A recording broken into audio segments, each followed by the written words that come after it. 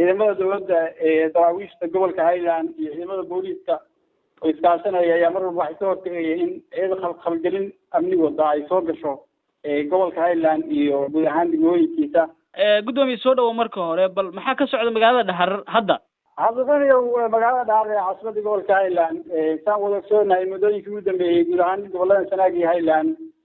waxaa jiray faragelin ama siyaasad faragelin oo ay ka waday dowladda dhexe dadka deegaanada iyo bulshada inay soo diray dad waxa weeye wakiil ka ah oo markaas deegaanada ka abaabulay dhaqdhaqaaqyo ciidan iyo waxyaabo faragelin oo amniga iyo nabadgelyada Puntland haysato lagu qalqalgelinayo marka si guud Dhahar waxay kamid ah meelihii ay qorshaysay dowladda federaalku inay yimaadaan in dad ka socda dowladda federaalka ama xildhibaanaha noqdeen wasiiraha noqdeen dowladuna ay markaas siyaasadda ka qaadatay oo isfartaag lagu sameeyay in siyaasadda dowladda wixii ka baxsan aan markaas goboladaasna aysan ka soconayn iyadoo laga duulayo go-aankii dhaqanka ee gobolada Sanaag iyo Highland wax ay wadaan in aysan markaas ka shaqayn marka si guud hawlgallada shaqooyinkaas ayay dowladdu ku jiday hawlgalladii qaybo kamid ah ayaana waxa weeye degmada Dhahar iyo deegaanada ka tirsanba waxa weeye dowladdu ka fududeysay ciidamada dowladda daraawiishta gobolka Highland iyo ciidamada booliiska oo iskaashanaya ayaa mar walba waxay soo hortagayeen in ciidan khalgalin amni wada ay soo gasho gobolka Highland iyo guud ahaan degmooyinkiisa. Dhahar waxay kamid tahay magaalooyinka ay federaalku qorshaysay in faragelin sameyso ama ay ka abuurto argushka khalkhal iyada oo kaashanaysa maamul isku sheega ee khaasmo marka wax hadda saayida oo Puntland midnimada iyo wadajirkeeda iyo dowladnimadeeda wax yeelayo oo Dhahar hadda ka jira ma jiraan. Dhahar waa nabadgelyo waa la joogaa waa safe waa jiraan in ciidamo ka amar qaata federaalka oo jooga magaalada Dhahar kuwaas oo saaka iyo maanta iyo magaalada ka sameeyay jidooyooyin iyo isbaarooyin ciidamada dowladda iyo waxa weeye fulinaya awaamirta dowladda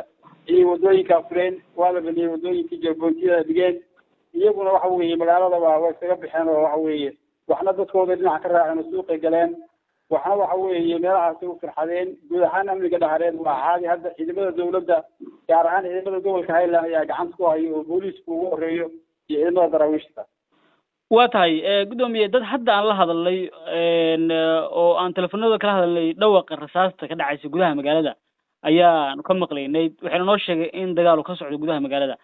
maxay yihiin ciidamadan ku dhex dagaalamaya ciidamada Puntland kula dagaalamaya gudaha magaalada? Abdullah inta aan ugu hayno ma jiraan ciidamada rotation ku ama ka soo jeeda dowladda oo hadda meel fadhiya oo meel lagu dagaalamayo amniga gudaha magaalada waxa gacanta ku haya ciidanka dowladda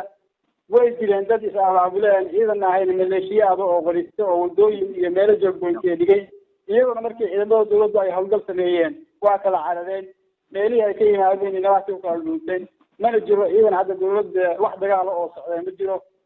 cid hadda dowladda iskacaabin ciidan ku sameynaysa oo wax dagaal wadana hadda ma jiro guud ahaan magaalada Dhahar waxay ku jirtaa gacanta dowladda ciidamada dowladda ee booliiska gobolka Highland ayaa gacanta ku haya. waa tahay dadka aan leedahay waa soo duuleen ma ciidamo deegaanka aba waa mise ciidamo meelo kale laga keenay wey? maya dadka soo duulay waa dad dowladda dhexe federaal ka yimid siyaasad ay soo duuliyeen oo dadka amnigooda iyo nabadgelyada inay khalkhalgeliyaan boqosho ahaa ciidamo deegaanka oo ay yiraahdeen waxaan u qoraynaa askar qaran baan ka dhigayaa haramcad iyo booliis Soomaaliyeed baa noqonaysaan ay ku yiraahdeen oo been u sheegeen baajooyin meel ku abaabuleen kuwaasina ahaayeen kuwa maanta sameeyay jidgooyooyinka iyo markaas meelaha istaagtaagay iyagana isla markiiba ciidanka dowladda ayaa ka hawlgalay guud ahaan hadda xaaladdu ay degan tahay wax dagaal oo magaalada ka socda ma jiro dowladda gacanta ayay ku jirtaa magaalada.